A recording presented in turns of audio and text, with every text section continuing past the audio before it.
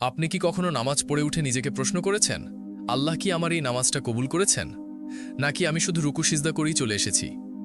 আমরা অনেকেই ৫ ওয়াক্ত নামাজ পড়ি, সময় মতো পড়ি, সুন্দরভাবে পড়ি, কিন্তু সত্যি করে বলুন, আল্লাহর দরবারে দাঁড়ানোর সেই অনুভূতি কি আসলেই আসে আমাদের মাঝে, নাকি শুধু শরীর নামাজে কিন্তু মন ঘুরে বেড়ায় দুনিয়ার চিন্তায়?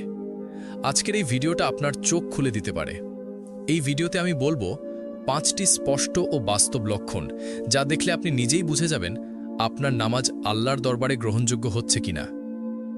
আর ৫ নম্বর লক্ষণটিতে এমন কিছু জানবেন যেটা হয়তো আপনি আগে কখনো শোনেননি। এটা আপনার নামাজ, আপনার আখিরাত, এমনকি আপনার ঈমানকেই বদলে দিতে পারে। তাই প্লিজ ভাই, এই ভিডিওটা একবার হলেও পুরোটা মন দিয়ে দেখুন। আজ নিজেকে যাচাই করার এই সুযোগটা হয়তো আল্লাহই আপনাকে দিচ্ছেন। প্রথম লক্ষণ, নামাজে মনোযোগ নেই। আপনি হয়তো দাঁড়িয়ে গেছেন নামাজে,